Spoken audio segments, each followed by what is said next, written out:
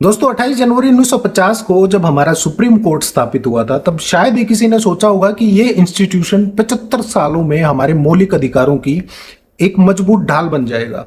आज मैं आपको बताऊंगा कि कैसे इन 7 दशकों में सुप्रीम कोर्ट के अहम फैसलों ने हमारी आजादी के अधिकार और संविधान की रक्षा की। साल 1973 में डिसाइड किया गया केशवानंद भारती केस एक फेमस केस है, मेरे ख्याल से सबने सुना होगा, जो हमारे संवैधानिक इतिहास का सबसे इंपॉर्टेंट टर्निंग पॉइंट बना, जिसमें 13 जजों की बेंच ने 7/6 के मार्जिन से फैसला दिया कि संसद संविधान में संशोधन कर सकती है लेकिन उसके बेसिक स्ट्रक्चर को नहीं बदल सकती। इस फैसले ने तय कर दिया कि डेमोक्रेसी, सेक्युलरिज्म, फेडरलिज्म जैसे मूलभूत सिद्धांतों को कोई भी सरकार खत्म नहीं कर सकती। इसके बाद साल 1978 में मेनका गांधी केस में व्यक्तिगत स्वतंत्रता को लेकर अहम फैसला दिया गया।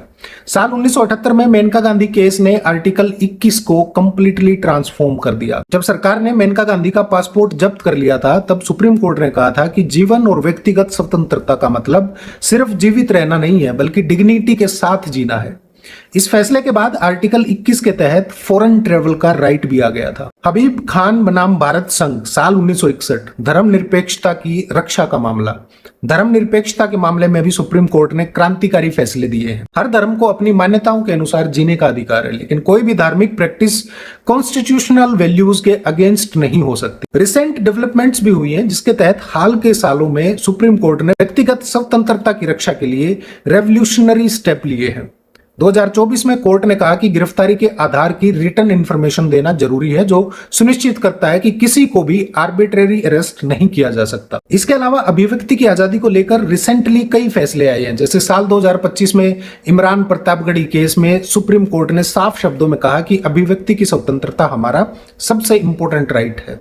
जज को पर्सनली कोई बात पसंद ना आए तो भी उन्हें इस अधिकार की रक्षा करनी होगी। इस फैसले से यह साबित होता है कि 75 साल बाद भी हमारा डेमोक्रेटिक सिस्टम कितना मैच्योर है। साल 2025 में ही सुप्रीम कोर्ट ने कहा कि 75 साल का आरक्षण काफी हो गया है और अब पार्लियामेंट को इस पर डिसीजन लेना चाहिए, जो कि प्रैक्टिकल और प्रोग्रेसिव अप्रोच का एक एग्जांपल है। इस मुकाम तक पहुंचने के बाद आज सुप्रीम कोर्ट के सामने कई नई चुनौतियां आ खड़ी हुई हैं, जैसे डिजिटल राइट्स और प्राइवेसी के मामले, क्लाइमेट जस्टिस और टेक्नोलॉजी के साथ आने वाले लीगल इश्यूज। दोस्तों, पिछले 75 सालों का इतिहास ये बताता है कि हमारी न्यायपालिका हर दौर में डेमोक्रेसी और फंडामेंटल राइट्स की गार्जियन बनकर खड़ी रही है। सुप्रीम कोर्ट के ये 75 साल हमें सिखाते हैं कि संविधान कोई मरा हुआ डॉक्यूमेंट नहीं है जो एक कोने में पड़ा रहे, बल्कि एक लिविंग इंस्टीट्यूशन है जो हमारे राइट्स को प्रोटेक्ट करता है। आज भी जब कभी हमारी आजादी पर अटैक होता है तो सुप्रीम कोर्ट ही हमारी आखिरी उम्मीद होती है। अगर आपको ये वीडियो इन्फॉर्मेटिव लगा हो तो लाइक करना ना भूलें, शेयर करें अपने दोस्तों के साथ और सब्सक्राइब जरूर करें for more much educational content. Comment करके बताइए कि सुप्रीम कोर्ट का कौन सा फैसला आपको सबसे इंपॉर्टेंट लगता है। स्टे इन्फॉर्म्ड, स्टे अवेयर, क्योंकि डेमोक्रेसी तभी स्ट्रांग रहती है जब सिटीजन अवेयर होते हैं। धन्यवाद।